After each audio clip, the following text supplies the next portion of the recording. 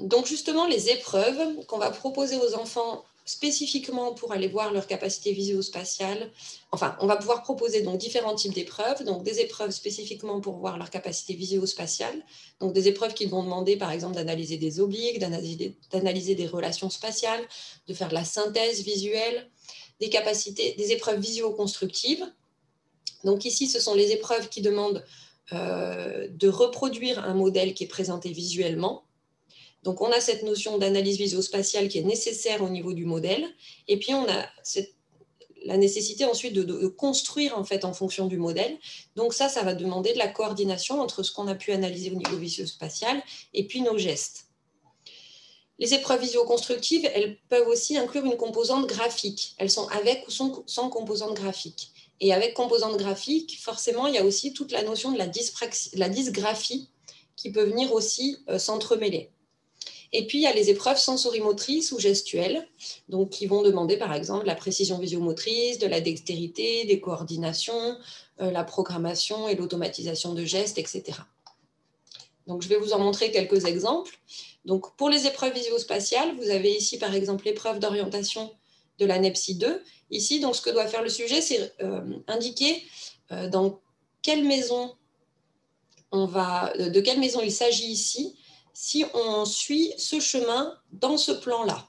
Donc, ça demande une transposition de relations spatiales. Donc, il faut imaginer que le chemin qui est là, on le fait dans ce plan-là. On doit indiquer du coup sur quelle maison on atterrit, de quelle maison il s'agit. Et donc, on voit qu'ici, c'est celle-là, la bonne réponse. Il faut que l'enfant désigne cette maison-là, puisque vous voyez, c'est ce chemin-là. Donc là, l'enfant n'a pas le droit de céder de son doigt. Il fait vraiment que de l'analyse visio-spatiale à ce niveau-là. Une autre épreuve qui fait partie de la batterie DTVP, donc qui est une batterie visio-spatiale. Ici, donc, il s'agit de repérer des formes entremêlées et de pouvoir indiquer donc, quelles formes sont représentées ici. Et puis ça, c'est la batterie du KBC2, c'est l'épreuve de reconnaissance de formes. Donc, c'est des silhouettes de formes, d'objets ou d'animaux, il y a même aussi des personnes, des personnages. Et donc, il faut pouvoir analyser de quoi il s'agit. Donc, tout simplement, ici, l'enfant doit dire que c'est un chien. Donc, voilà, ça demande de la synthèse visio-spatiale. Ça va plutôt demander des relations spatiales, une transposition mentale de relations spatiales. Donc, chaque épreuve va solliciter des fonctions visio-spatiales différentes. Et puis, c'est en analysant les résultats de l'enfant, si on a proposé suffisamment d'épreuves, parce qu'on n'en a pas toujours beaucoup à notre portée, en tout cas, c'est en recoupant tous ces résultats et en fonction de ce que sollicite chacune des épreuves qu'on va pouvoir un petit peu préciser là où l'enfant semble gêné dans son analyse visio-spatiale. Excusez-moi. Dans les épreuves visio-constructives,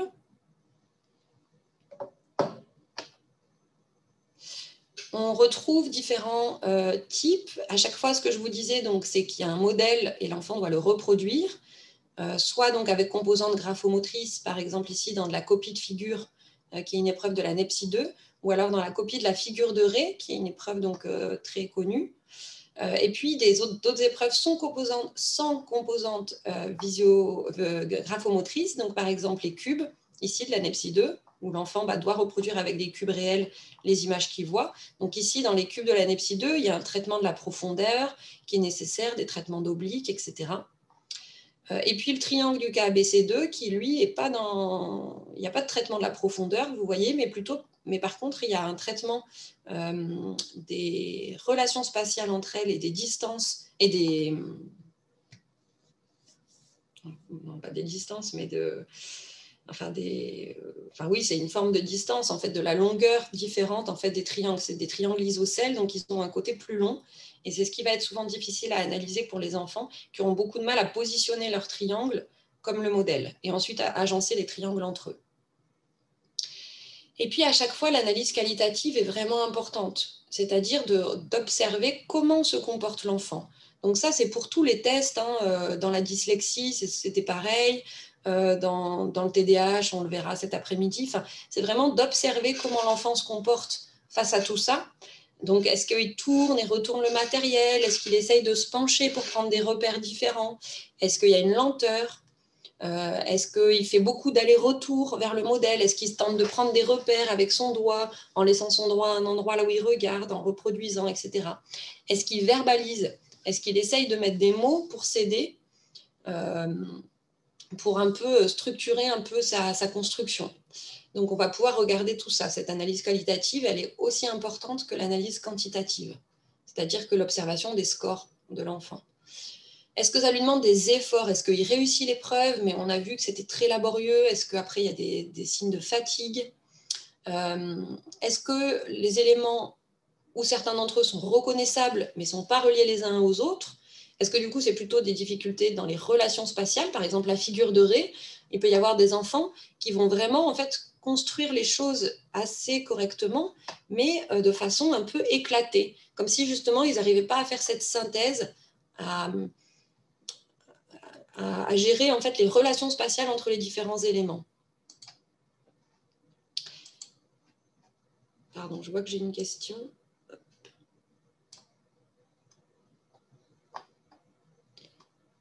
Donc la figure de Ré, oui, comment expliquer copie de mémoire vide tandis que la copie de reproduction est bonne pour la figure de Ré? Alors, pour la figure de Ré, effectivement, donc, il y a deux parties possibles. Il y a une partie donc, de reproduction de copie et une partie donc, de rappel de mémoire.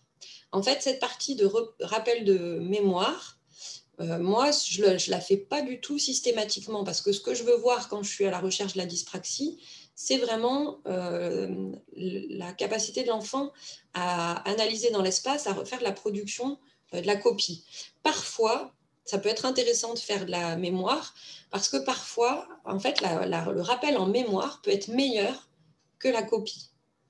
Et là, on est vraiment dans quelque chose de... Enfin, pour certains auteurs, c'est en tout cas un signe fort qu'il s'agit vraiment de difficultés de copie de figure et pas d'analyse de la figure ou pas de mémorisation justement de la figure. Mais voilà, ce n'est pas quelque chose que j'ai observé moi spécifiquement dans ma pratique clinique et en tout cas, je ne le fais pas systématiquement le rappel en mémoire parce que je trouve qu'il m'apporte pas forcément d'informations en plus puisqu'on est vraiment dans un autre niveau de rappel mnésique et moi ce que je veux observer c'est vraiment les capacités visio-constructives, donc comment l'enfant arrive à analyser le modèle pour le reproduire en fait. Donc la partie de rappel en mémoire, voilà, je la fais moins souvent, je la fais rarement. Donc ce sont des difficultés, on peut parler effectivement de difficultés de perception visio-constructive. Alors, en fait, quand vous dites perception visio-constructive, c'est un peu redondant parce qu'il y a la notion de perception dans l'aspect visio-constructif. L'aspect visio-constructif, il se fait toujours en lien avec la perception. Les enfants sont-ils peu latéralisés? Enfin, c'est peut-être une remarque de Shaimei. Effectivement, les enfants sont peu latéralisés. Il y a souvent, chez ces enfants avec des dyspraxies, des difficultés de repérage droite-gauche. Et donc, et parfois des enfants qui ont une latéralisation qui est moins évidente. Mais il ne me semble pas qu'il y ait plus de dyspraxie chez les personnes qui sont gauchères ou qui sont ambidextres. Je ne crois pas que ça a été décrit. Et dans la pratique, on a autant des enfants droitiers, on a quelques enfants gauchers, mais parce que voilà, dans la proportion, la proportion dans la population générale est de 10% à peu près d'enfants gauchers. Et je ne suis pas sûre qu'on ait plus d'enfants gauchers dans notre population d'enfants dyspraxiques. Mais peut-être qu'il y a une latéralisation qui se joue un peu plus tardivement. C'est vrai que je n'ai pas étudié cette question. C'est vrai que c'est parfois évoqué, un peu comme en lien avec le syndrome de Kershman dont on a parlé ce matin. Tout à fait. Mais il faudrait que j'aille creuser cette question. Est-ce qu'il y a des... Je me le note, vous voyez, pour un prochain cours. Question de la latéralisation dans la dyspraxie.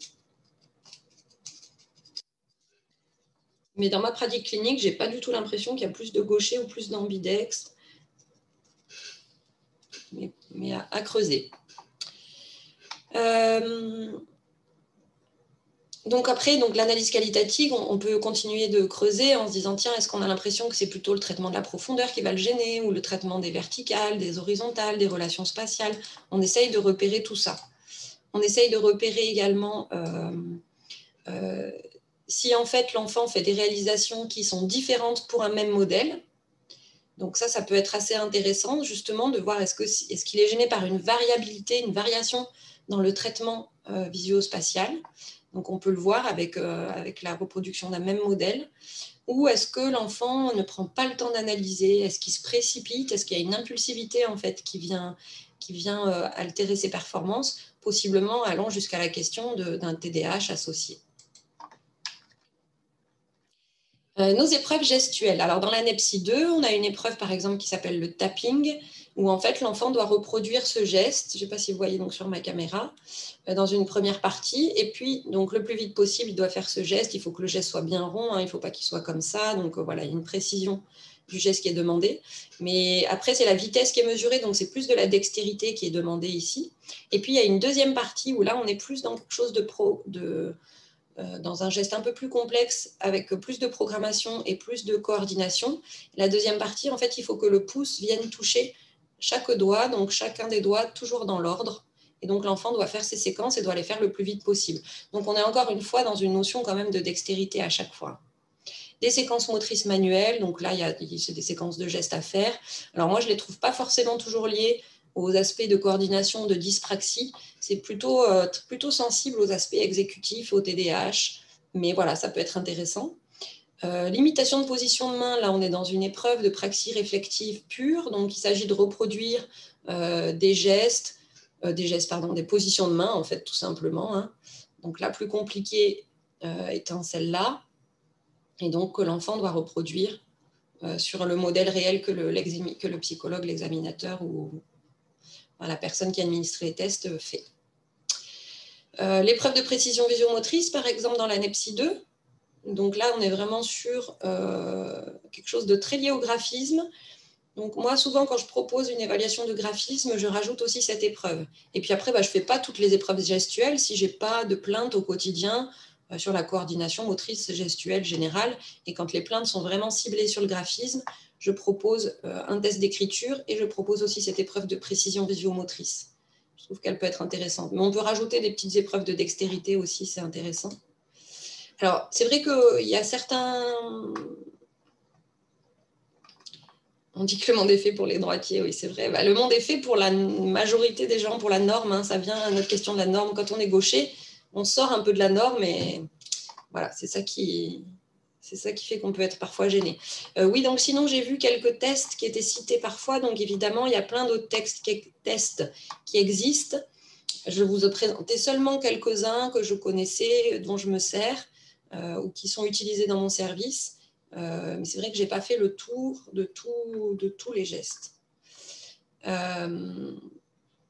Et juste pour finir donc, sur les batteries, avant de voir la question de l'ARBI, c'est la question, les batteries, donc la batterie du MABC2, qui est une batterie très complète et qui est une batterie très utilisée et qui fait beaucoup consensus au niveau international. Dans les études scientifiques que vous pouvez lire, c'est souvent cette batterie qui est utilisée pour diagnostiquer et pour mesurer la dyspraxie, le trouble du développement de la coordination des enfants. Donc, c'est une batterie très complète, qui fait consensus, très utilisée, à la fois sur le plan clinique, mais aussi en recherche. Et puis, là, il y a le Purdue Pegboard, qui est un test au départ qui est très ancien, qui avait été fait pour les ouvriers, en fait, pour le recrutement des ouvriers dans les usines, où on essayait donc de voir un peu leur capacité donc motrice et coordination gestuelle. Et donc, dans ce test-là, en fait, il y a plusieurs parties. Une partie où l'enfant doit simplement prendre les petites tiges qui sont là et les mettre dans les trous, et il doit en mettre le plus possible, d'abord sur sa main droite, ensuite sur sa main gauche, enfin sa main dominante et ensuite sa main non dominante. Ensuite, il doit faire les deux mains en même temps, prendre les tiges et les mettre en même temps.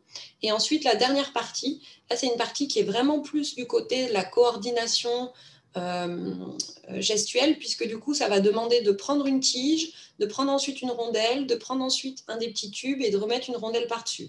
Et on recommence dans un autre trou. On prend une tige, on prend une rondelle, on met un tube, on remet une rondelle, etc. Donc, ça va demander une séquence motrice un peu plus complexe et on va un peu mieux pouvoir apprécier les capacités de l'enfant à déjà coordonner ses deux mains pour faire des gestes différents, et éventuellement aussi à regarder s'il y a éventuellement une accélération, c'est-à-dire que l'enfant a bien une séquence qu'il est en train d'apprendre et qui commence à s'automatiser. En fait, à chaque fois dans cette batterie, on a 3 essais qui sont proposés. Donc, c'est intéressant de voir aussi cette progression-là. Mais on a des tests de ce type-là dans le MABC2, on a des tests de type précision visiomotrice dans le MABC2. Enfin voilà, le MABC2 est une batterie assez complète. Alors, j'en viens à vos questions. Donc, on doit tenir en compte que les enfants, dans leur premier âge, peuvent avoir des problèmes au niveau de leur situation spatio-temporelle. C'est la raison pour laquelle une installation d'activité pédagogique dans la maternelle et même en primaire est préconisée. Oui, c'est vrai que j'ai l'impression que j'ai passé cette idée quand on voyait sur les gestes, sur les signes. Je suis passée un peu vite là-dessus. Ah oui, difficulté de repérage dans le temps et dans l'espace. Et c'est vrai que c'est souvent des enfants qui ont des difficultés à se repérer dans le temps. Alors, pour les difficultés à se repérer dans le temps, la plupart du temps, c'est quand même des enfants qui ont des troubles du langage, qui ont des difficultés avec le langage du temps, en fait. Hier, après-demain, demain, connaître les jours de la semaine par cœur, les mois de l'année, les saisons, etc. Il y a quelque chose de très langagier. Mais on a aussi des enfants avec dyspraxie qui ont cette difficulté sur le temps, effectivement. Et puis du coup sur l'espace, les deux étant bien sûr liés aussi au niveau cognitif dans leur représentation.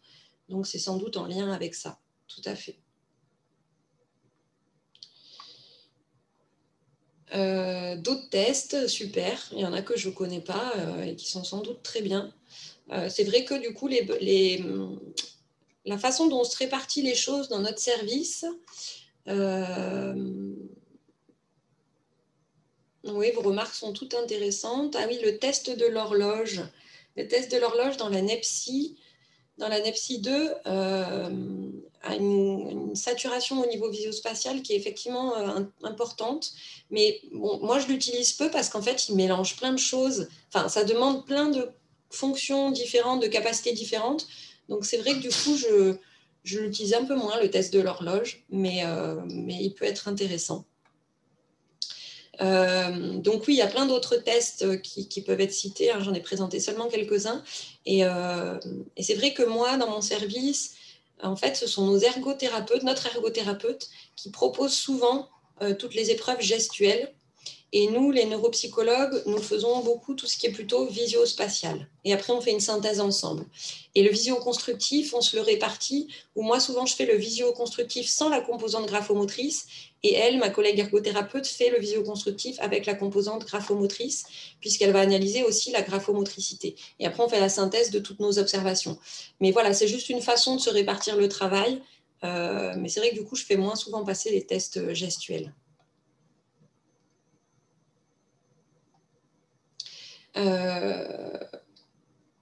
Ouais. Si la norme était la diversité des besoins et des profils, c'est sûr qu'il y aurait moins de conséquences négatives au quotidien pour les enfants. C'est sûr que, voilà, effectivement, c'est un peu utopique, mais je pense que c'est une direction dans laquelle il faut aller et c'est ce qu'on fait finalement quand on essaye de comprendre ces particularités. Mais oui, c'est une remarque très importante, tout à fait. Très intéressante. Alors, pour le graphisme, pour l'écriture, plutôt même j'aurais pu mettre l'écriture vraiment à proprement parler, le test le plus courant et le plus utilisé et en clinique et dans les études en recherche, c'est le BHK. Donc, le BHK, il s'agit de copier un texte pendant 5 minutes.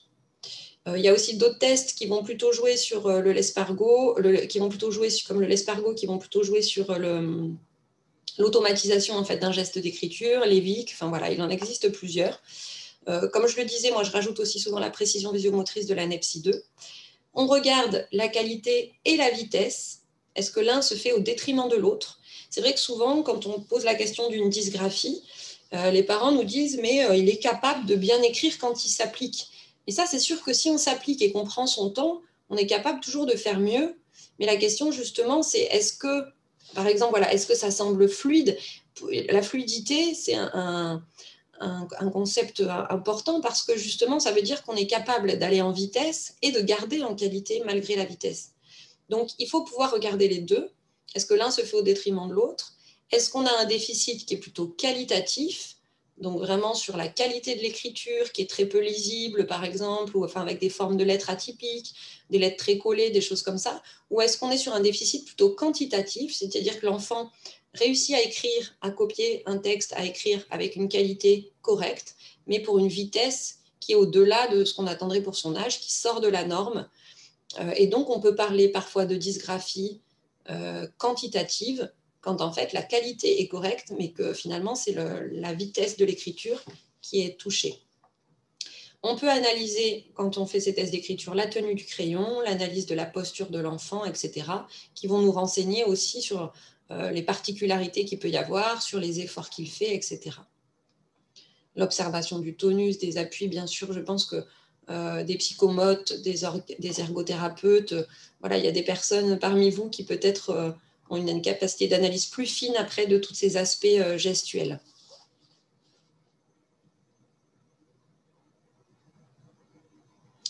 Alors, on peut mettre un tiret en rouge à chaque minute. Oui, il y a un test où c'est demandé. Alors, dans le BHK, ce n'est pas demandé, mais c'est vrai que du coup, on peut analyser aussi un ralentissement ou une accélération en mettant des repères temporels. Oui, tout à fait. Donc, l'analyse qualitative au niveau gestuel, elle est évidemment également importante. Est-ce que les gestes sont saccadés? Est-ce qu'ils sont imprécis, brusques, irréguliers ou au contraire, est-ce qu'ils sont fluides, comme vous le disiez? Est-ce que l'enfant verbalise? Est-ce qu'il cherche des repères? Est-ce qu'il se précipite? Est-ce qu'il se montre impulsif? Est-ce qu'il a du mal à porter son attention, à maintenir son attention? Encore une fois, on peut aller là vers la question du TDAH. Est-ce que les créations sont malhabiles, sont non stables? Est-ce que la tenue des outils n'est pas classique, pas académique? Est-ce que cette tenue non classique fait perdre en mobilité? Est-ce que les tracés sont tremblants, sont saccadés, etc. L'analyse qualitative est évidemment très importante aussi. Et puis, on peut proposer des questionnaires. Donc, encore une fois, c'est vraiment important, les questionnaires. L'entretien, la discussion avec la famille est très importante pour évaluer les répercussions, les choses comme ça. Et ça peut se mesurer de façon un petit peu objective, un peu plus objective, à travers des questionnaires. Donc, pour vraiment évaluer l'impact des coordinations sur la vie quotidienne et préciser aussi le type de difficultés que l'enfant rencontre. Donc, il y a des questionnaires qui font appel donc, aux critères DSM. Et puis, voilà, c'est vraiment des outils complémentaires à nos mesures pour avoir une dimension un peu plus écologique. Donc, dans la batterie du MABC, il y a un questionnaire, le questionnaire du MABC, donc pour les enfants de 5 à 11 ans, qui peut être rempli par les parents ou par les enseignants. C'est intéressant aussi d'avoir le point de vue aussi des enseignants pour les dimensions plus scolaires. Il y a d'autres questionnaires, donc par exemple celui-là est très utilisé aussi en recherche, le Developmental Coordination Disorder Questionnaire, donc, qui a été traduit aussi en français comme le QTAC, et qui est pour les enfants de 5 à 15 ans, et qui est rempli par les parents. Donc, il est vraiment pas mal aussi, celui-là. On arrive donc sur notre dernière partie qui concerne la prise en charge. Alors, il y a évidemment toutes les questions de rééducation. Alors, les questionnaires sont-ils payants? Il me semble que oui, les deux sont payants, parce que celui-là, on l'a quand on achète la batterie du MABC2, enfin, ou du MABC. Donc, du coup, c'est payant. Et celui-là, il me semble aussi qu'il s'agit d'un questionnaire voilà, qui est commercialisé, qui est publié. Malheureusement, nos outils sont souvent payants. Il existe quelques petits outils de dépistage qui sont parfois gratuits, mais souvent voilà, qui sont plutôt pour le dépistage que le diagnostic.